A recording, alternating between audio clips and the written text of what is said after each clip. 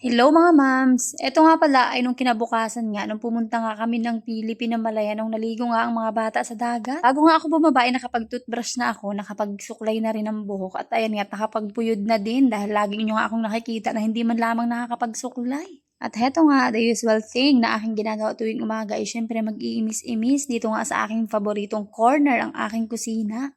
Eto nga mga pinagkapihan dito ay hindi man lang talaga napupunasan lagi yan. Kaya naman kapag nakikita ko nga na may nakabakat diyan ay akin nga uunahing lilinisin itong aming lamesa. Noong pauwi nga kami ay meron nga kaming nadaanan na nagtitinda nga nung repak-repak baga na Mickey. Tapos meron na nga kasamang karning kaunti, sibuyas at bawang. Tapos meron na din nga mga kapirasong gulay-gulay na kasama din. 40 pesos nga ang balot noon at dalawa nga ni ang aking pinabili kay daddy. Kaya naman ngayong umaga nga ilulutuin ko na yung isa.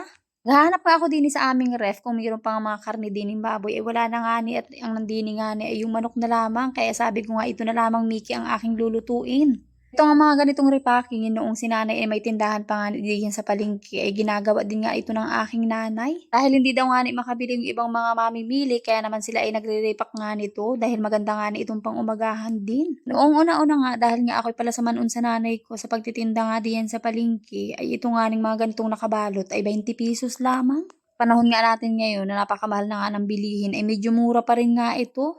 Sa wari ko ngay nasa 20 taon na din nga ang nakalipas. Pag ganitong mga ripakin nga noon ni nanay, natubo nga ni sila ng mga 10 piso. Tatandaan ko pa nga dahil minsan ngay ako pa rin ang nauutusan ng nanay ko nga na magripak-ripak na rin mga garni. Nasamahan na din nga nila yan ng mga ginayat na repolyo, may sibuyas at bawang na din na panggisa. Tapos kung medyo swerte ay meron na din ng sayuting kasama. Tapos yung making sariwa nga ni na nakalagay diyan ay nasa 1/4 lamang yaan.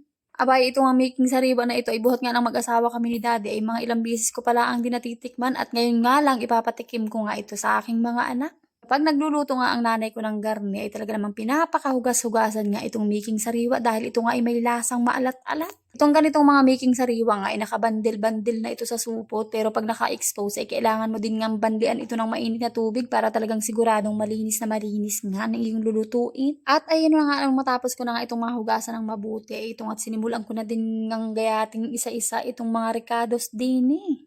Hindi na nga ako nagdagdag ng kahit ano diyan at talaga namang itong aking lulutuin ngayon ay budget meal. Sa halagang 40 pesos ay titingnan nga natin kung anong magiging lasa baga nito. Yung mga ganitong nakaripak nga ay talaga namang minsan ay hindi din nauubos ni nanay. Kaya naman tuwing hapon ay dala-dala din nga ito ni nanay at ito ay pinapang-ulam din namin.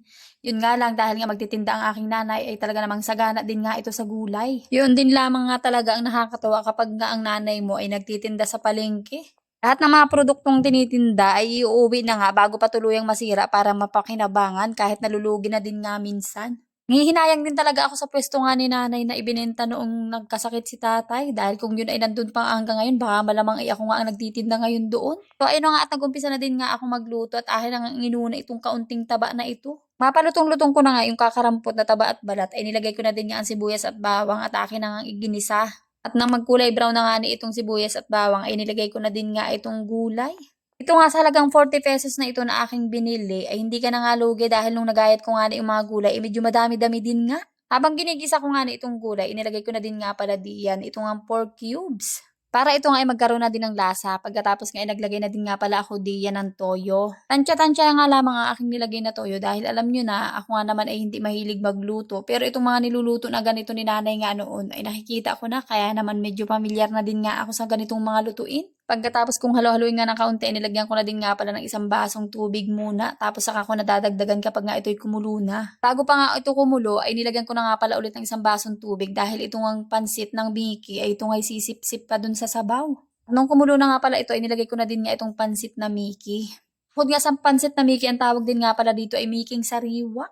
Timplahan ko nga din pala yan kaunting asin. Tapos pinakuluan ko hanggang sa ito'y maluto. At eto na nga ang aking Miking sariwa. At ready na nga ang pang-agahan ng aking mga junakis. Hirang-bihira din nga kami makapagluto ng ganito dito sa amin. Kaya naman itong ang pagluluto ko ngayon ay parang bumabalik sa aking alaala. Yung kabataan ko nga na pinagluluto nga kami ni nanay ng ganito.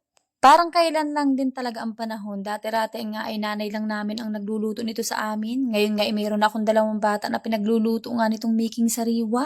Hindi na nga muna pala ako sumabay din sa 2 bata at ako ngay nagkape na. Ay siya ay na lang po muna. Maraming salamat sa inyong palaging panonood. Ingat.